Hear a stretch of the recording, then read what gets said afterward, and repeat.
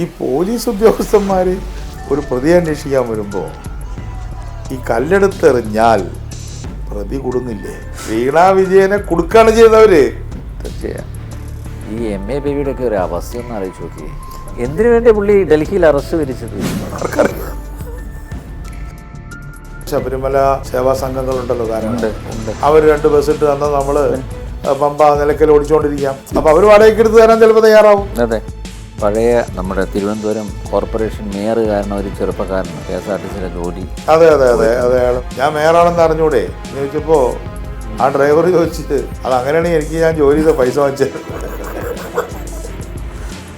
സത്യം പറഞ്ഞാൽ തിരുവനന്തപുരത്ത് CPM തോറ്റതിൻ്റെ പല കാരണങ്ങളിൽ ഒന്നതല്ലേ 100%. പിന്നെ മാസപ്പടി എന്നൊക്കെ പറയുക, അതൊന്നല്ല ഇതിന്റെ വിഷയം. ഇന്ന് ചർച്ച ചെയ്ത ആ വിഷയമാണ് നമ്മൾ മാസപ്പടി നോക്കൂല എന്നൊക്കെ പറയുമ്പോൾ ഇതിനെ നമ്മൾ ലളിതവൽക്കരിക്കുക. It's a clear case of conflict of interest. അപ്പോൾ കോൺഫ്ലിക്റ്റ് ഓഫ് ഇൻട്രസ്റ്റ് എന്ന് പറയുന്നത് അഴിമതിയാണോ അല്ലേ എന്ന് പോളിറ്റ് ബ്യൂറോ പരിശോധിക്കണ്ടേ? പിന്നെ എന്താ ഈ ഡൽഹിയിൽ നിന്ന് ചെയ്യുന്നത്? പോളിറ്റ് ബ്യൂറോ ഒക്കെ പിണറായി അല്ലേ, പിന്നെ എങ്ങനെയാ?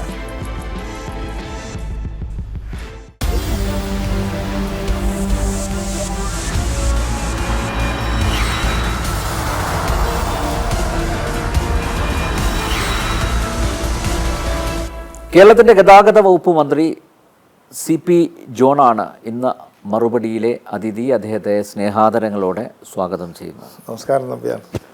MVDയിൽ ഏറ്റവും കൂടുതൽ അഴിമതി നടക്കുന്ന ഒരു വകുപ്പ് എന്നുള്ള ഖ്യാതി പണ്ടേ ഉണ്ടല്ലോ അല്ലേ? അതുണ്ട്. അത് ഞാനിപ്പോൾ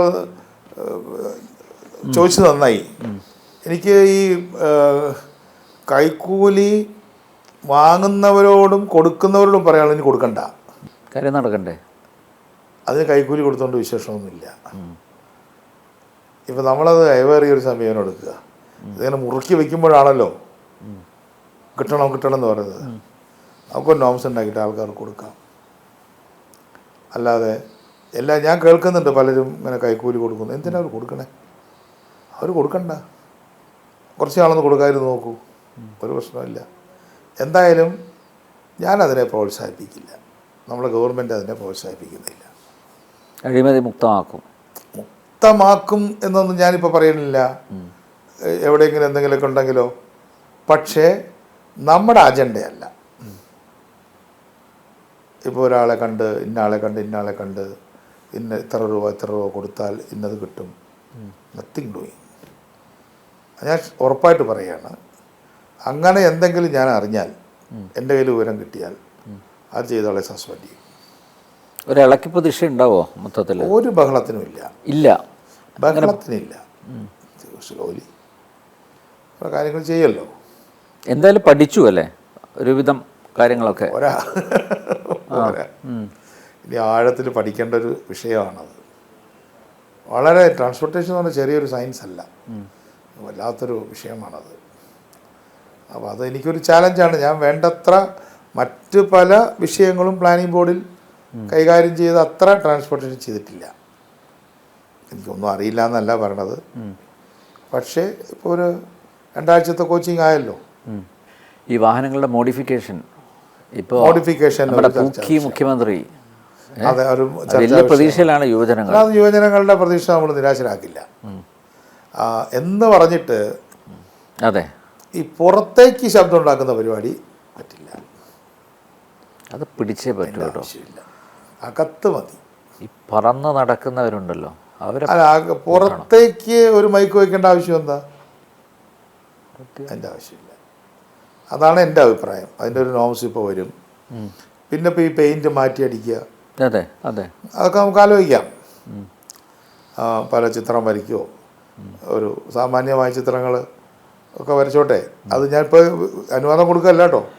അതൊക്കെ നമുക്ക് അവരായിട്ട് സംസാരിക്കാം. അല്ല, അതിന് എന്തെങ്കിലും ഒരു തുക ഈടാക്കണം. അതാണ് ഇപ്പോൾ നമ്മൾ നോക്കിക്കൊണ്ടിരിക്കുന്നത്. വേണോ അത്? അങ്ങനെ ഒരു സൗന്ദര്യവൽക്കരണം നടത്തണമെങ്കിൽ കുറച്ച് പൈസ പോക്കറ്റിൽ നിന്ന് ചിലവാക്കട്ടെ. അതെ അതെ അതെ നമ്മൾ KSRTC എല്ലാവരും സഹായിക്കണം. ഈ ബസ്സിന് നിങ്ങൾ ഈ വിചാരിക്കുന്ന പോലെ വിലയൊന്നുമില്ല. സാധാരണ ഒരു ബസ്സിന് 34 തൊട്ട് 40 ലക്ഷം രൂപയുള്ളൂ. ഒരു കാറിന് അതിലധികം വിലയുണ്ട്. അത് നമ്പ്യാരുടെ ബോധത്തിലുണ്ടോ? ഉണ്ട്, ഒരു ബസ്സിനേക്കാൾ വില കൂടിയതാണ് കാർ. പിന്നെ അപ്പോൾ 2 ആൾക്ക് പോകാനുള്ള അല്ലെങ്കിൽ 4 ആൾക്ക് പോകുന്ന കാറിൻ്റെ വില പോലും 40 ആൾക്ക് പോകുന്ന ബസ്സിനില്ല. അപ്പോൾ എന്നോടൊരു മാത്തമാറ്റിക് ഒരു മോഡൽ ഉണ്ടാക്കിയിട്ട് പറഞ്ഞു, ഒരു 800 രൂപ മുതൽ 1000 രൂപ വരെ എല്ലാ ദിവസവും മാറ്റി വയ്ക്കാമെങ്കിൽ ഒരു ബസ് വാങ്ങാം. അതിൻ്റെ മുതലും പലിശ അടച്ചു തീരും 10 കൊല്ലം കൊണ്ട്, അല്ലെങ്കിൽ 12 കൊല്ലം കൊണ്ട്. അപ്പോൾ ബസ് ഓൺ ലോൺ നമുക്ക് നോക്കണം. ആ തരത്തിൽ പബ്ലിക് ട്രാൻസ്പോർട്ട് ജനങ്ങളിലേക്ക് എത്തണം. ഇപ്പോൾ പ്രൈവറ്റ് ബസ്സുകൾ 10,000 താഴെയായി, 33,000 ഉണ്ടായിരുന്നു. ആ അത്രയും തൊഴിൽ പോയില്ലേ, നഷ്ടത്തിലോടുന്നതുകൊണ്ട് തന്നെ പല കാരണങ്ങളുണ്ട്. ഇപ്പോൾ കോവിഡ് ഒരു മെയിൻ റീസണാണ്. എങ്കിലും നമുക്ക് പബ്ലിക് ട്രാൻസ്പോർട്ടും, ഞാൻ പ്രൈവറ്റുകാരെ പബ്ലിക് ട്രാൻസ്പോർട്ട് ഓപ്പറേറ്റേഴ്സായിട്ടാണ് കാണുന്നത്. ഇപ്പോൾ അവർക്കിപ്പോൾ 10,000 ബസ്സുണ്ട്, 8,000 ബസ്സാണ് ഓടുന്നത്. നമുക്ക് എളുപ്പത്തിന് കൂട്ടാൻ 50 ലക്ഷം എന്ന് വെച്ച് കൂട്ടിയാൽ 4,000 കോടിയായില്ലേ 8,000 ബസ്സിന്. പിന്നെ അപ്പോൾ 4,000 കോടി അവർ ഇൻവെസ്റ്റ് ചെയ്തിരിക്കല്ലേ. നമ്മളിവിടെ 250 കോടി ഇൻവെസ്റ്റ് ചെയ്യാൻ വരുന്ന ആളെ സത്യം വെള്ളിത്താലത്തിലാണ് കൊണ്ടുപോകുന്നത്, അല്ലേ? അതെ. പിന്നെ അപ്പോൾ ഈ പ്രൈവറ്റ് ബസ് എന്ന് പറയുന്നത് ഇൻവെസ്റ്റ്മെൻ്റ് അല്ലേ. പിന്നെ എല്ലാ ഇൻവെസ്റ്റുകളുടെയും കണ്ണി ചേർക്കുന്നത് ഇവരല്ലേ. നിങ്ങളൊരു IT കമ്പനി തുടങ്ങിയാലും, ഒരു 5 സ്റ്റാർ ഹോട്ടൽ തുടങ്ങിയാലും, ഒരു വലിയ മാള് തുടങ്ങിയാലും, അതിൽ വരുന്നവരെയും അതിലെ തൊഴിലാളികളെയും എത്തിക്കുന്നത് ട്രാൻസ്പോർട്ടേഷനല്ലേ. അതെ. അല്ലാതെ ഇപ്പോൾ ഒരു വലിയൊരു ഒരു റിസോർട്ട് ഒരാൾ തുടങ്ങും, അയാൾ ബസ് ഇടുന്നുണ്ടോ? ഇല്ല, അല്ലേ? ഇപ്പം നമ്മുടെ MBR ക്യാൻസർ സെൻറ്റർ ഇത്തിരി ഉള്ളിലാണല്ലോ കോഴിക്കോട്. ഇപ്പോൾ വിജയകൃഷ്ണ ഇവിടെ വന്നിരുന്നു. അപ്പോൾ KSRTC ഇട്ടത് ശശീന്ദ്രനുള്ള സമയത്ത്. അപ്പോൾ അതിൽ ആൾ കയറിയില്ലെങ്കിൽ ആ പൈസ അവർ കൊടുക്കണം, ആശുപത്രി കൊടുക്കണം. അപ്പോൾ കുറേ നാളായല്ലോ. അപ്പോൾ ഞാനത് അവർക്കൊരു കൺസെഷൻ അവർ കുറേ നാളായിട്ട് ചെയ്യല്ലേ. പക്ഷേ അപ്പോൾ ക്യാൻസർ ഹോസ്പിറ്റലിലേക്ക് ഒരു രോഗി എത്തണ്ടേ? അയാൾ ഓട്ടോറിക്ഷ വിളിച്ചിട്ടോ കാർ വിളിച്ചിട്ടോ പോകുമ്പോൾ എത്ര പൈസയാവും, അല്ലേ? അല്ല, ഇവിടെ ഇപ്പം പിന്നെ തമ്പാനൂർ റെയിൽവേ സ്റ്റേഷനിൽ ഇറങ്ങിക്കഴിഞ്ഞാൽ RCCയിലേക്ക് അല്ലേ? അതെ.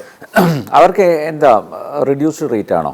അല്ലെ, അത് ഞാൻ വേണ്ടത്ര നോക്കിയിട്ടില്ല, അത് ചെയ്യണം. അങ്ങനെ നിർധനരായ രോഗികളാണെങ്കിൽ അല്ലേ ഒരു കൺസെഷൻ റേറ്റ് കൊടുക്കണം. അല്ല, റൂട്ട് ഉണ്ടാക്കലാണ് പ്രധാനം. നേരത്തെ കൂട്ടി പറയാമെങ്കിൽ ഇപ്പോൾ അതിനൊരു ആപ്പ് ഉണ്ടാക്കുന്നതിനെ കുറിച്ച് നമ്മൾ ആലോചിക്കുന്നു. ഇപ്പോൾ RCCയിലേക്ക് ഒരു ട്രെയിനിൽ നിന്ന് എത്ര രോഗികൾ പോകാനുള്ളതെന്ന് തലേ ദിവസം അറിഞ്ഞാൽ നമുക്ക് ബസ് ഇടാം. അല്ല, സൗകര്യമുണ്ട്. ഇപ്പോൾ RCCയിൽ നിന്ന് പിന്നെ ബസ്സുകളിൽ RCCയിലേക്ക് പോകുന്ന ആളുകൾ ഇപ്പോൾ പേട്ടയിൽ നിർത്തുന്ന ബസ്സുണ്ടെങ്കിൽ അവിടെ ഇറങ്ങിയാൽ മതി, അതെളുപ്പം അല്ലേ? തിരുവനന്തപുരം തന്നെ പറഞ്ഞുകൊണ്ടിരിക്കുകയെന്ന് വിചാരിക്കരുത്. അപ്പോൾ ആ പേട്ടയിൽ ആ സമയത്ത് ഒരു 35 ആൾ ഉണ്ടെന്ന് കണ്ടു കഴിഞ്ഞാൽ അന്ന് ബസ് ഇട്ട് കൊടുക്കാം, അല്ലെങ്കിൽ പേട്ട RCC ഒരു ബസ് ഇടാം. എല്ലാ ബസ്സും ട്രെയിനും നിർത്തുന്നില്ല പേട്ടയിൽ, അതാണ് ഞാൻ അപ്പോൾ പേട്ടയിൽ നിൽക്കുന്ന ബസ്സിൽ വന്നാൽ RCCക്ക് പോകാൻ എളുപ്പമുണ്ട് എന്ന് കണ്ട ആളുകൾ അതിൽ വരും. Like that. അതാണ് ഞാൻ റൂട്ട് റിസർച്ച് എന്ന് പറഞ്ഞത്. ജലഗതാഗതം എങ്ങനെയാണ്? അത് വലിയ സ്കോപ്പുള്ളതാണ്, അല്ലേ? ആ സ്കോപ്പുള്ളതാണ്. അതിപ്പോൾ അവർ വന്നിരുന്നു. അപ്പോൾ അവർ കോട്ടയം, എറണാകുളം, ആലപ്പുഴ, അല്ലെങ്കിൽ എറണാകുളം, ആലപ്പുഴ, കോട്ടയം, ഇങ്ങനെ ഒരു ട്രയാങ്കിളാണത്. അപ്പോൾ അവിടെ നമുക്ക് കുറച്ചും കൂടെ സ്കോപ്പുണ്ട്. ഇനി മലബാറിലും ഉണ്ട്, റിവറുകളിൽ 1-2 ബോട്ടൊക്കെ ഉണ്ട്, അത് കൂട്ടാൻ നോക്കണം. അല്ല, കൊച്ചിയിലെ വാട്ടർ മെട്രോ വലിയ വാട്ടർ മെട്രോ ഇതിലല്ല. അല്ല, അത് മനസ്സിലായി എനിക്ക്. അല്ല, പക്ഷേ നോക്കൂ, ജലഗതാഗതം അല്ലേ അത്. അതെ, അതിപ്പോൾ വൈക്കത്ത് നമ്മുടെ ഡിപ്പാർട്ട്മെൻറ്റ് ഓടിക്കുന്ന എല്ലാ ബോട്ടുകളും സോളാറായി, സോളാർ ബോട്ടുകളാണ്. അത് കട്ടമരം മോഡലിനുണ്ട് 2 ബോട്ടുകൾ ഓടിയിട്ട് വെച്ചിട്ടാണ്, പണ്ടത്തെ ഒറ്റ ഇതല്ല. അപ്പോൾ അതിനെയൊക്കെ നല്ല വൃത്തിയായിട്ടൊക്കെ കൊണ്ടുപോകണം. അല്ല, കയറാൻ ആകർഷകമാക്കണം. ഇപ്പം ഞാൻ പറഞ്ഞ ഇത് മാത്രമല്ല, ബോട്ട് മാത്രമല്ല, KSRTC ബസ്സും ചിലതൊക്കെ നമുക്ക് ആളുകൾക്ക് കയറാൻ തോന്നൂല, അത് ആകർഷകമാക്കണം. അതുപോലെ തന്നെ മെയിൻ്റനൻസ് കൃത്യമായിട്ട് നടക്കണം. എനിക്ക് നിങ്ങളോട് പറയാനുള്ളതെന്നറിയോ, ഇപ്പോൾ നമ്മൾ സൗജന്യം കൊടുക്കുമ്പോഴാണല്ലോ ആൾക്കാർ നമ്മളെ സഹായിക്കുക. അപ്പോൾ ഞാനൊരു സുനിൽ എന്ന് പറഞ്ഞൊരു വനിത, എനിക്ക് അവരെ അറിയില്ല, പത്തനംതിട്ടയിൽ അയ്യോ ഒരുപാട് വീട് നിർമ്മിച്ചു. ഞാൻ അവർ ടി വിയിൽ അല്ലെങ്കിൽ മൊബൈലിൽ കണ്ടിട്ടേ ഉള്ളൂ. അവർ കുറച്ച് വീട് കൊടുത്തപ്പോൾ ആൾക്കാരെല്ലാം അവരിൽ പൈസ കൊടുത്ത് നിങ്ങൾ സുനിലെ ടീച്ചറെ നമുക്കൊരു വീട് പണിത് തരണം എന്ന് പറയാൻ തുടങ്ങി അല്ലേ. അതേപോലെ തന്നെ മഞ്ചേശ്വരത്ത് ഒരു അദ്ദേഹം ചില്ലറ ജോലിയൊക്കെ നടത്തുന്നവരാണെന്ന് പറയും. അവർ വീട് വയ്ക്കാൻ തുടങ്ങിയപ്പോൾ അദ്ദേഹത്തിൻ്റെ എല്ലാവരും കൊണ്ടുപോയിട്ട് 5 ലക്ഷമോ 4 ലക്ഷമോ കൊടുക്കുക. കാരണം അയാൾ കൃത്യമായിട്ട് ചെയ്യും. അപ്പം ഞങ്ങൾ ഒരു വലിയൊരു കാര്യമാണല്ലോ ചെയ്യാൻ പോണേ. കേരള ചരിത്രത്തിൽ ആദ്യമായിട്ടല്ലേ നമ്മുടെ ഈ സ്ത്രീകൾക്ക് കൊടുക്കുന്നത്. അങ്ങനെ കൊടുക്കുന്നുണ്ടല്ലോ, കൊള്ളാം എന്ന് കണ്ടിട്ട് ഈ അനിൽ നമ്പ്യാർക്ക് തോന്നുകയാണ് അന്ന് അങ്ങനെയാണെങ്കിൽ ഒരു നിങ്ങളൊരു കമ്പനിയുടെ ഉടമസ്ഥനാന്നിരിക്കട്ടെ, എൻ്റെ കമ്പനിയുടെ പേരൊക്കെ എഴുതി വയ്ക്കാം. ഒരു പരസ്യപ്പലകയാണല്ലോ ബസ്, വലിയ പരസ്യപ്പലകയല്ലേ. പിന്നെ ഇപ്പം വലുതായിട്ട് ചാർജും ചെയ്യുന്നില്ല. ഒരു മാസത്തേക്കൊക്കെ തുച്ഛമായിട്ടുള്ള ഇതാണ്. അല്ല, അപ്പോൾ ആ ബസ് വാങ്ങിച്ചു തന്ന ആൾക്ക് നമുക്ക് അദ്ദേഹത്തിൻ്റെ ഈ ബസ് കേടുന്നവരെ പരസ്യമിട്ടോട്ടെ. അതെ അതെ ശരിയാ. ഒരു എക്സാമ്പിൾ പറയാം ഞാൻ. ഈ ഗ്രാമവണ്ടി എന്ന് പറയുമ്പോൾ പഞ്ചായത്താണ് അടിക്കുന്നത്. അപ്പോൾ ആളുകൾ നമുക്ക് വണ്ടികൾ സംഭാവന തരിക, ലോക്കൽ ഗവൺമെൻറ്റുകൾ MLA മാരെല്ലാം ചിലർ പെട്രോളും ഡീസലൊക്കെ അടിച്ചു തന്നാൽ ഇത് നടത്തുന്ന കാര്യം നമ്മൾ നോക്കാം. അതുപോലെ ശബരിമല സീസൺ ഞാൻ നേരത്തെ പറഞ്ഞല്ലോ. അതെ, ശബരിമല സീസണിലും നമ്മൾ നമ്മുടെ നിലവിലുള്ള ബസ്സുകൾ ചിലതും ഒക്കെ വയസ്സന്മാരായി. ശബരിമല ഓടുന്ന KSRTC ബസ്സുകൾക്ക് പുറത്തുനിന്ന്, അതായത് തമിഴ്നാട്, കർണാടകം, അതുപോലെ പിന്നെ മറ്റ് അയൽ സംസ്ഥാനങ്ങളിൽ നിന്നുള്ള ആളുകൾ ചിലപ്പം ഈ പറയുന്ന പോലെ സ്പോൺസർ ചെയ്യാനും തയ്യാറായിരിക്കും. അതിപ്പോൾ ശബരിമല സേവാ സംഘങ്ങളുണ്ടല്ലോ ധാരാളം ഉണ്ട്. അവർ 2 ബസ് ഇട്ട് തന്നാൽ നമ്മൾ പമ്പ നിലയ്ക്കൽ ഓടിച്ചുകൊണ്ടിരിക്കാം. 2 മാസം കഴിയുമ്പോൾ അവർ കൊണ്ടുപോകട്ടെ. അതെ അതെ അതെ, പിന്നെ അടുത്ത വർഷം തന്നാൽ മതി. ഓക്കെ. അപ്പോൾ അവർ വാടകയ്ക്ക് എടുത്ത് തരാൻ ചിലപ്പോൾ തയ്യാറാവും. അതെ അല്ലേ. അതെ. ഇപ്പോൾ ഒരു അയ്യപ്പ സേവാ സമിതി പറയുകയാണ് ഈ പമ്പ നിലയ്ക്കൽ ഓട്ടത്തിന് KSRTC ആണല്ലോ ചെയ്യുന്നത്. ഞങ്ങളൊരു 100 ബസ് അല്ലെങ്കിൽ 50 ബസ് ഞങ്ങൾ എടുത്തു തരാം, നിങ്ങൾ കളക്ഷൻ എടുത്തോ, KSRTC കളക്ഷൻ എടുത്തോ എന്ന് പറഞ്ഞാൽ നമുക്ക് ഓടിക്കുന്നതിന് തെറ്റുണ്ടോ? അല്ല, ഞാനൊരു തോട്ട് പറയാം.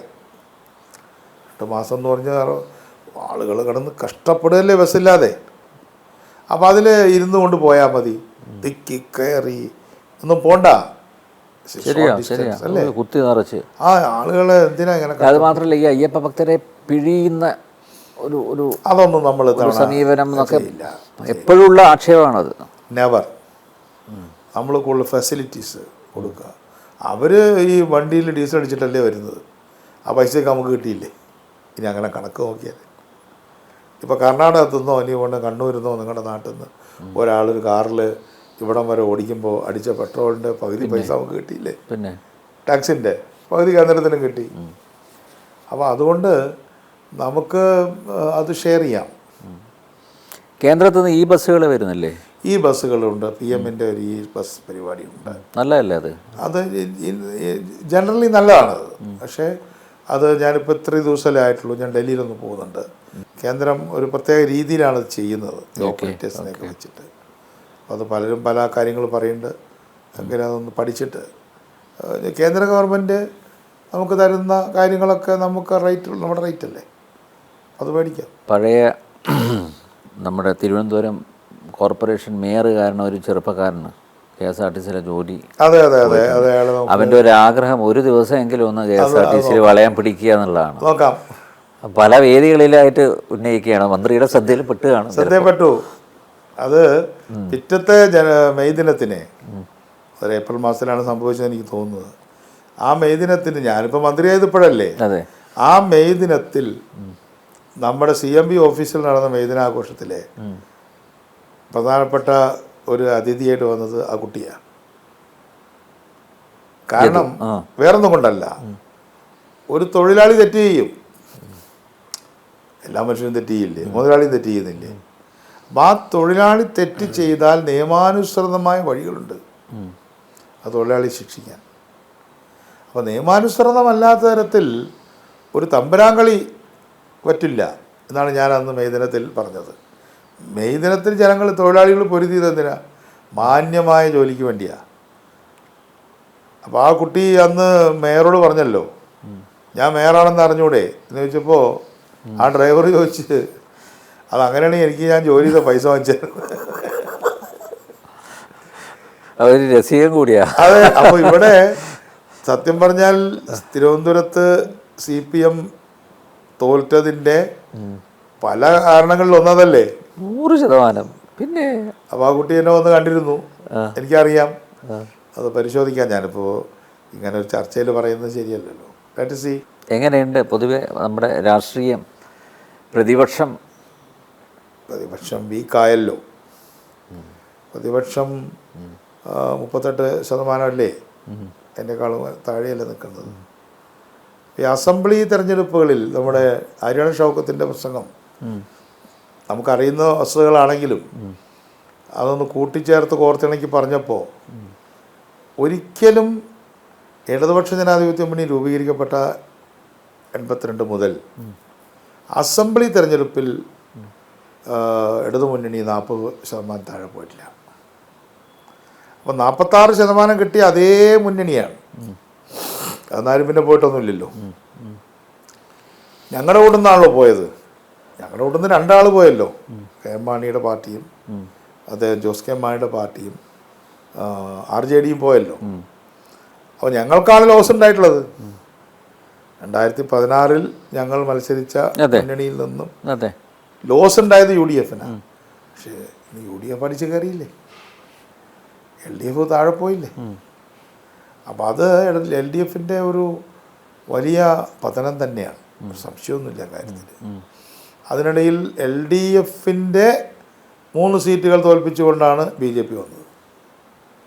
പണ്ട് അങ്ങനെയല്ല പറയാം. UDFകാരുള്ള സ്ഥലത്താണ്. അതെ അതെ. ഇപ്പം എന്താ സ്ഥിതി? അതും മാറ്റി എഴുതി അല്ലേ. ശിവൻകുട്ടി തോൽക്കുന്നു, കടകംപള്ളി സുരേന്ദ്രൻ തോൽക്കുന്നു. രാജേന്ദ്രൻ ഒരു കാലത്ത് CMPയിലുണ്ടായിരുന്നു, ചാത്തന്നൂര്. CMPയുടെ ജില്ലാ സെക്രട്ടറി ആയിരുന്നു, CPI വന്നിട്ട്. ചാത്തന്നൂരൊക്കെ നോമിനേഷൻ കൊടുത്താൽ ജയിക്കണ്ടേ? ഞങ്ങൾ സ്ഥിരമായിട്ട് 3-ാം സ്ഥാനത്തല്ലേ. അപ്പം അങ്ങനെ വന്നപ്പോൾ ഇടതുപക്ഷ കേന്ദ്രങ്ങളിൽ വലിയ ഞെട്ടലുണ്ടായി. അതേപോലെ തന്നെ മുകുന്ദൻ എന്ന് പറയുന്ന CPIയുടെ MLA ആദ്യമായിട്ടാണ് ഒരു കമ്മ്യൂണിസ്റ്റ് MLA അല്ലെങ്കിൽ ഒരു MLA ആയിരിക്കുമ്പോൾ BJP പോകുന്നത്. MLA-ഷിപ്പിന് എത്ര പഴക്കമുണ്ടെന്നുള്ളത് വേറെ കാര്യം, കുറച്ച് ദിവസം കൂടെ ഉള്ളൂ. മുൻ MLA രാജേന്ദ്രൻ BJPയിലേക്കാണ് പോയിട്ടുള്ളത്. പണ്ടെല്ലാവരും പറഞ്ഞ് കോൺഗ്രസ് നിന്നാണ് എല്ലാവരും പോവുക. ലീഡറുടെ മകള് പോയി, ആൻ്റണിയുടെ മകൻ പോയി. ഈ ലാസ്റ്റ് റൗണ്ടിൽ അതല്ലല്ലോ, എല്ലാവരും CPM ഒന്ന് ഡെസർട്ട് ചെയ്യാണ്. അപ്പോൾ CPM നല്ല ഒരു ക്രൈസിസിലാണ്. അതിന് പുറമെ പയ്യന്നൂർ, തളിപ്പറമ്പ്. എനിക്ക് തന്നെ അതൊരു സ്വപ്നമാണെന്ന്. ആ കുഞ്ഞികൃഷ്ണൻ വോട്ട് പിടിച്ച കണ്ടിട്ടുണ്ട്. 2 പേരും കൂട്ടി നടന്നിട്ടാണ് അല്ലേ, കൂളായിട്ട്. ഇപ്പം ഞാൻ പറയുന്നത് ഈ കുഞ്ഞികൃഷ്ണൻ, അതുപോലെ നമ്മുടെ TK ഗോവിന്ദൻ, പിന്നെ G സുധാകരൻ, TK ശശി, ഇങ്ങോട്ടേക്ക് ക്ഷണിക്കാമല്ലോ. അപ്പോൾ ഞങ്ങൾ പിന്നെ പാലക്കാടും കോഴിക്കോടുമായിട്ടുള്ള വ്യത്യാസം, പാലക്കാട് PK ശശി തോറ്റു. പക്ഷേ PK ശശിയുടെ കൂടെ നിന്ന് ആയിരക്കണക്കിന് ആൾക്കാരുണ്ട്. ഗോവിന്ദേട്ടൻ അവിടെ ജയിച്ചു, പക്ഷെ പുറത്തിറങ്ങിയിട്ടില്ല. കുഞ്ഞുകൃഷ്ണൻ കൂടി പുറത്തിറങ്ങിയിട്ടില്ല, പക്ഷെ അവർ ജയിച്ചു. അപ്പോൾ ജയിച്ച 2 MLA-മാരെക്കാളും CPM വിട്ട് പുറത്തു വന്നവരുടെ എണ്ണം പാലക്കാടാണ് കൂടുതൽ. ഇപ്പോൾ കൊഴിഞ്ഞാമ്പാറ പഞ്ചായത്ത് ഇലക്ഷന് ഞാനുമായിട്ട് അവർക്ക് ബന്ധമുണ്ട്. ഞാൻ അന്നോട്ടേ ബന്ധമുണ്ട്. അപ്പോൾ ഞാൻ 7 ചിഹ്നം കൊടുത്തവർക്ക് CMPയുടെ 6 ആളും ജയിച്ചു. കൊഴിഞ്ഞാമ്പാറയില്ലേ, CMPയുടെ ചരിത്രത്തിൽ ഒരു പഞ്ചായത്തിലും 6 സീറ്റ് കിട്ടിയിട്ടില്ല. അപ്പം നിരവധി പഞ്ചായത്ത് കേന്ദ്രങ്ങളിൽ അവർ ശക്തരാണ്. G സുധാകരൻ, ഞാനെപ്പോഴും സുധാകരൻ സാറിനെ കാണുമ്പോൾ തന്നെ പറയും, ഞാൻ അങ്ങനെ നുള്ളി നോക്കുകയാണെങ്കിൽ G സുധാകരൻ സത്യമാണോ സ്വപ്നമാണോ അല്ലേ? നിങ്ങൾക്കും തോന്നിയിട്ടില്ലേ? അദ്ദേഹം പ്രോട്ടോം സ്പീക്കറായിട്ടിരുന്ന് താഴെ ഇറങ്ങി ചെയ്യുന്ന പ്രസംഗം സുന്ദരമായ ഇംഗ്ലീഷും മലയാളവും കൂട്ടിക്കലർത്തിക്കൊണ്ട് ഞാൻ സ്വതന്ത്രനാണ്.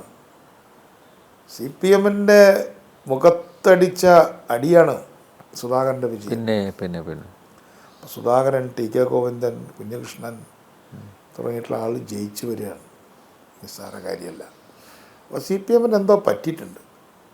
അപ്പോൾ അവരതിനെ ഒരു ഡിനൈലിസ്റ്റ് മോഡിലാണ് ഇപ്പോഴും യാഥാർത്ഥ്യം ഉൾക്കൊള്ളുന്നത്. ഡിനൈലിസം എന്നുകൊണ്ടൊരു രോഗമാണത്. സത്യം. അല്ല എന്തായാലും ഈ കരുവന്നൂര് മാസപ്പടി മൊത്തത്തിൽ തലവേദന തന്നെയാണ് അല്ലേ? ആ വാസത്തിൽ ഇതിപ്പോ കോടതി പറഞ്ഞിട്ടില്ലേ? പിന്നെ പ്രഥമ ദൃഷ്ടിയെ ഇവർക്കെതിരെ എല്ലാം തെളിവുണ്ട്. രാധാകൃഷ്ണൻ മൊയ്തീൻ, രാധാകൃഷ്ണൻ, മൊയ്തീൻ, വർഗീസ് 3 പേരുടെയും പേരിൽ ചാർജ് ഷീറ്റ് വരാൻ പോകും. നിങ്ങളുടെ നേതാവും ചിലപ്പോൾ മറ്റേ മാസപ്പടിയിൽ പഴയ നേതാവ് അല്ലാതെ അത് പിന്നെ ഞാനതിൽ അവരോട് സിമ്പത്തറ്റിക്കാണ്. എന്താന്ന് പറഞ്ഞാൽ ഇപ്പോൾ വീണ വിജയൻ ഒരു എൻ്റർപ്രണറാണ്, അവർക്ക് എൻ്റർപ്രണറാനുള്ള അവകാശമുണ്ട്. പക്ഷേ ഞങ്ങൾ പ്രതിപക്ഷത്തിരുന്നപ്പോൾ പറഞ്ഞൊരു കാര്യം, ഈ കോൺഫ്ലിക്റ്റ് ഓഫ് ഇൻട്രസ്റ്റ് എന്ന് പറയുന്ന ലോകത്ത് അഴിമതിയുടെ പര്യായ പദമാണ്. അൺഫോർച്ചുനേറ്റ്ലി നമ്മുടെ മാധ്യമങ്ങളും ഈ കോൺഫ്ലിക്റ്റ് ഓഫ് ഇൻട്രസ്റ്റ് ചർച്ച ചെയ്യുന്നില്ല. മാസപ്പടി എന്നൊക്കെ പറയുകയാണ്. അതൊന്നല്ല ഇതിൻ്റെ വിഷയം. ഇന്ന് ചർച്ച ചെയ്ത ആ വിഷയമാണ് നമ്മൾ മാസപ്പടി നോക്കൂലെന്നൊക്കെ പറയുമ്പോൾ ഇതിനെ നമ്മൾ ലളിതവൽക്കരിക്കുക. Exactly. It's a clear case of conflict of interest. അതെ അതെ. നമ്മൾ അഴിമതിയെക്കുറിച്ച് ഗൗരവമായി ചിന്തിക്കുന്ന ഒരാളെ സംബന്ധിച്ചിടത്തോളം ഒരു കോൺഫ്ലിക്റ്റ് ഓഫ് ഇൻട്രസ്റ്റ് ആണ് അല്ലേ? ഇപ്പം ഞാനിപ്പോൾ ഒരു മിനിസ്റ്ററായി, ഞാനെടുക്കുന്ന തീരുമാനം ഏകപക്ഷീയമായിട്ട് എൻ്റെ ഭാര്യയ്ക്ക് തന്നെ അതിൻ്റെ പ്രയോജനം കിട്ടുന്നത് ശരിയാണോ? അപ്പം അതിൽ ഇപ്പോൾ വേൾഡ് ബാങ്ക് പോലുള്ള സ്ഥാപനങ്ങളിൽ ഭർത്താവിന് ജോലി ചെയ്യുക, സഹോദരങ്ങൾക്ക് ജോലി ചെയ്യാൻ പാടില്ല. അറിയാമോ? ഇപ്പോൾ ഒരു ഓഫീസറുടെ സ്പൗസിന് ജോലി ചെയ്യുക, ഭാര്യയ്ക്കോ ഭർത്താവിനോ അവിടെ തന്നെ ജോലി ചെയ്യുക. പക്ഷെ ആ ഉദ്യോഗസ്ഥൻ്റെയോ ഉദ്യോഗസ്ഥയുടെയോ സഹോദരനോ സഹോദരിയോ ജോലി ചെയ്യാൻ പാടില്ല. പറ്റില്ല.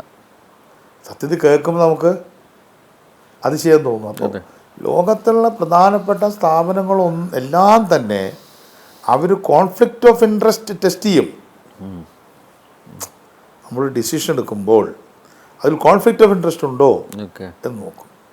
അപ്പോൾ ഞാൻ ചോദിക്കുന്നത്, പിണറായിക്കോ പിണറായി ഉദ്ദേശിക്കുന്നവർക്കോ ഈ പറയുന്ന CMRL എന്നുള്ള കമ്പനിയിൽ കേരള ഗവൺമെൻറ്റിന് 7%, 8%, എത്രയോ ശതമാനം, 13 മേലെ എത്രയാവട്ടെ X% ഇൻട്രസ്റ്റ് ഉണ്ട്. അങ്ങനെ ഗവൺമെൻറ്റിന് ഷെയറുള്ള ഒരു കമ്പനിയിൽ മുഖ്യമന്ത്രിയുടെ മകൾ പ്രവർത്തിക്കാൻ പാടില്ല, അതിൽ നിന്ന് ശമ്പളം എടുക്കാൻ പാടില്ല. അപ്പോൾ ചിലർ പറയുന്ന ഒരു പണിയെടുക്കാതെയാണ്, പണി എടുത്തിട്ട് തന്നെ പാടില്ല. അതെ അതെ, ശരിയല്ലേ? പിന്നെ അപ്പോൾ കോൺഫ്ലിക്റ്റ് ഓഫ് ഇൻട്രസ്റ്റ് എന്ന് പറയുന്നത് അഴിമതിയാണോ അല്ലേ എന്ന് പോളിറ്റ് ബ്യൂറോ പരിശോധിക്കണ്ടേ? പിന്നെ എന്താ ഈ ഡൽഹിയിൽ നിന്ന് ചെയ്യുന്നത്? പോളിറ്റ് ബ്യൂറോ ഒക്കെ പിണറായി അല്ലേ, പിന്നെ എങ്ങനെയാ എന്ത് പരിശോധിക്കും? ഞാനിപ്പോൾ അത് മാത്രം ഞാൻ ആലോചിച്ച്, ഈ MA ബേബിയുടെ ഒക്കെ ഒരു അവസ്ഥയൊന്നും ആലോചിച്ച് നോക്കി. MA ബേബി അവിടെ അവിടെ അറസ്റ്റ് വരിച്ചത് ഏതാ? എന്തിനു വേണ്ടി പുള്ളി ഡൽഹിയിൽ അറസ്റ്റ് വരിച്ചത് ആർക്കറിയാം. ഞാൻ പരിഹസിച്ച് പറയുന്നത് ശരിയല്ല. അദ്ദേഹം ഒരു ബസ്സിലിരുന്നിട്ടൊരു പത്രസമ്മേളനം നടത്തി. എൻ്റെ നേതാവാണ് ബേബി എല്ലാ അർത്ഥത്തിലും, every sense of the term. എന്നെ കണ്ടെത്തുന്ന കൊടിയേരി ബേബി ബാലൻ എന്നൊക്കെ പറഞ്ഞാൽ എൻ്റെ രാഷ്ട്രീയ ഗുരുനാഥം വരെ, എൻ്റെ വയസ്സ് കൊണ്ട് അധികം വ്യത്യാസമൊന്നുമില്ല. പക്ഷേ എന്തിന് ഇത്രയും ക്ലിയർ കേസ് SFIO എന്ന് പറയുന്ന ഒരു സംഘടന അത് പരിശോധിച്ച് തെറ്റാണ് എന്ന് പറഞ്ഞു കഴിഞ്ഞിട്ടും ഇവിടെ പരിശോധനയ്ക്ക് വന്നു, കല്ലെടുത്തെറിഞ്ഞു. കല്ലെടുത്തെറിഞ്ഞതല്ല ഇപ്പം എന്നെ ഞെട്ടിക്കുന്നത്. ഇപ്പം ഞാനും സമരങ്ങളിലൊക്കെ പങ്കെടുത്ത ഒരാളാണ്. ഇപ്പോൾ ഈ വീട് ശിവൻകുട്ടി താമസിച്ച വീടാണ്. ഇപ്പോൾ ഈ റോസ് ഹൗസ്, ഞങ്ങൾ എത്ര പ്രക്ഷുബ്ധമായ സമരങ്ങൾക്ക് നേതൃത്വം കൊടുത്തപ്പോൾ നേരത്തെ ചോദിച്ച ചോദ്യം ഞാൻ ഒഴിഞ്ഞു മാറി. എത്രയോ ബസ്സുകൾ തകർന്നിട്ടുണ്ട്, വാഹനങ്ങൾ തകർന്നിട്ടുണ്ട്. ഞാനങ്ങനെ അയ്യോ എന്നൊന്നും പറയുന്ന ആളല്ല. സമരങ്ങളിൽ പലതും സംഭവിക്കും. പക്ഷെ എന്നെ അതിശയിപ്പിക്കുന്നതല്ല, ഈ പോലീസ് ഉദ്യോഗസ്ഥന്മാർ ഒരു പ്രതിയെ അന്വേഷിക്കാൻ വരുമ്പോൾ ഈ കല്ലെടുത്തെറിഞ്ഞാൽ പ്രതി കുടുങ്ങില്ലേ? വീണ വിജയനെ കൊടുക്കുകയാണ് ചെയ്യുന്നവർ. തീർച്ചയായും ഇങ്ങനെ അന്വേഷിക്കാൻ വരുന്ന ഉദ്യോഗസ്ഥനെ പൂച്ചെണ്ടൊന്നും കൊടുക്കണ്ട, അവരത് മാറി നിന്ന് പരിശോധിച്ച് അവരവരുടെ തലയൊന്നും കിട്ടിയില്ലല്ലോ, കിട്ടിയോ എന്നെഴുതി തരണം. ഷാനിമോൾ ഉസ്മാൻ പാലക്കാട് ഇരിക്കുന്ന സമയത്ത് എന്തോ പെട്ടി വന്നു എന്നൊക്കെ കൊണ്ട് അന്വേഷണം വന്നില്ലേ? ഇപ്പൊ അവര് ഡെപ്യൂട്ടി മേയറാണ്, അവർ കൃത്യമായിട്ട് പറഞ്ഞല്ലോ വന്ന് നോക്കണം. അവർ അഡ്വക്കേറ്റാണ്. എന്താണ് നിങ്ങൾ കണ്ടത് അത് എഴുതി തരണം. അപ്പോൾ അവർ പറഞ്ഞു ഞങ്ങളൊന്നും കണ്ടിട്ടില്ല. ഞങ്ങൾ പോകും. പോകണ്ട, ഇരുന്ന് വെള്ളക്കടലാസ് എടുത്ത് കൊടുത്ത് എഴുതി. ഷാനിമോൾ ഉസ്മാൻ്റെ മുറിയിൽ തന്നു, ഒന്നും കിട്ടിയില്ല. അതല്ലേ ചെയ്യേണ്ടിയിരുന്നേ. 100%. അപ്പോൾ ഈ വണ്ടി അടിച്ച് പൊളിച്ചു. വണ്ടി പൊളിച്ചത് ഈ CPM ആരെങ്കിലും വീണ വിജയനെ കൊടുക്കാനാണോ? ചില മുഖങ്ങൾ ഞാൻ കണ്ടോട്ടെ. എന്തായാലും തോൽപ്പിച്ചത് CPM-കാരല്ലേ. ഇപ്പോഴും ഉള്ളിൻ്റെ ഉള്ളിൽ പണി കൊടുക്കാനായിരിക്കും അല്ലേ താല്പര്യം. ഞാൻ ചോദ്യം ഉന്നയിക്കുക. ഒന്ന്, അത് കഴിഞ്ഞിട്ട് കാണാം തിരുവനന്തപുരം ജില്ലാ കമ്മിറ്റി പറയുന്നു കഷ്ടമായി പോയി. തലേദിവസം പറഞ്ഞിട്ടുണ്ടേ. അപ്പോൾ ഈ അല്ല, ഇപ്പം ഇവര് യോഗം ചർച്ചയൊക്കെ നടത്തിയിട്ടാണ് പറയുന്നത് അത് മോശമായി. ഇപ്പം ബാലൻ പോലും പറഞ്ഞില്ലേ നിയമത്തിന്റെ വഴിക്ക് പൊട്ടേന്ന്. പിണറായിക്ക് വേണ്ടി വാളും പരിചയം ഒക്കെ എടുക്കുന്ന ആള് പറഞ്ഞില്ലേ. AK ബാലൻ പിണറായിയുടെ യഥാർത്ഥ ഫ്രണ്ടാണ്. ആണ്. എറിഞ്ഞവനല്ല, അല്ല എറിയിച്ചവനല്ല. ആരെറിയിച്ചു? അന്വേഷിക്കട്ടെ. അതെ, ഞാൻ ആ ചോദ്യം നിങ്ങളുടെ മുമ്പിലേക്ക് ഇടുക. ഈ അന്ന് ബേക്കറി ജംഗ്ഷൻ അടുത്തുള്ള പിന്നെ സഖാവ് പിണറായി വിജയൻ്റെ വീട് ആക്രമിക്കുന്നതിനെ ആരാണ് ഉത്സാഹിച്ചത്? ഏജൻസി പ്രൊവക്കേറ്റർ എന്നാണ് കമ്മ്യൂണിസ്റ്റുകാർ പറയുക. പോലീസ് ആക്ഷൻ ക്ഷണിച്ചു വരുന്നതിന് വേണ്ടിയിട്ട് ചിലപ്പോൾ പോലീസ് തന്നെ ഒരു കല്ലെറിയും. ചിക്കാഗോലൊക്കെ അങ്ങനെ ഉണ്ടായി. അതുപോലെ നമ്മുടെ കൂട്ടത്തിൽ തന്നെ ചിലർ കാണാം അമിതാവേശം കാണിച്ച് പോലീസുകാരനൊരു അടി കൊടുക്കും. ഈ അടി നീ എനിക്ക് 10-10:30 മണിയാകുമ്പോൾ ഒരു അടി തരണം എന്ന് തലേദിവസം പറഞ്ഞിട്ടുണ്ട്. എന്തിനാണെന്നറിയോ? അവിടെ നിൽക്കുന്നവരെ കടിക്കാൻ. അടിച്ചവനെ അവർ ഉടനെ തന്നെ അറസ്റ്റ് ചെയ്ത് മാറ്റും, ബാക്കിയുള്ളവരെ അടിച്ച് ശരിപ്പെടുത്തും. അപ്പൊ ഈ അടിച്ചവൻ ഈ പ്രസ്ഥാനത്തിന് വേണ്ടിയല്ല അടിച്ചത്, ശരിയാ, അവൻ പോലീസിന്റെ ഏജന്റാ. അപ്പൊ പിണറായിയുടെ വീട്ടിന്റെ മുമ്പിൽ അക്രമം നടത്തിയ CPM-കാരിൽ പോലീസ് ഏജന്റ് ഉണ്ടോ? ഉണ്ടാവാം. അപ്പോൾ അതൊക്കെയാണ് അവർ നേരിടുന്ന ക്രൈസിസ്. ഇപ്പോൾ കോടിയേരിയുടെ വീട്ടിൽ TK കോന്തൻ ചെന്നു. വിനോദിനി വളരെ പൊളിറ്റിക്കലായിട്ടൊരു സ്റ്റേറ്റ്മെൻറ്റാണ് കൊടുത്തത്. അവർ കോടിയേരിയും ബാലകൃഷ്ണൻ്റെ ഭാര്യ മാത്രമല്ല, അവർ രാജമാഷിൻ്റെ മോളാണ്. നിങ്ങളുടെ നാട്ടുകാരി, നിങ്ങളൊക്കെ നാട്ടുകാരല്ലേ. കൃത്യമായ മറുപടി പറഞ്ഞില്ലേ? എൻ്റെ വീട്ടിൽ പലരും വരും, അതിനൊന്നും ആരും അന്വേഷിക്കാൻ വരണ്ട. അപ്പോൾ വിവിധ ഘട്ടങ്ങൾ നോക്കുമ്പോൾ CPM ഒരു ബുദ്ധിമുട്ടുണ്ട്. ഞാനിപ്പോൾ CPM നശിച്ചു പോകണം എന്നുള്ള വിചാരിക്കുന്ന ഒരാളല്ല കേട്ടോ. ഇപ്പം എന്നെ ആൾക്കാർ ട്രോളിക്കൊണ്ടിരിക്കുകയാണ്.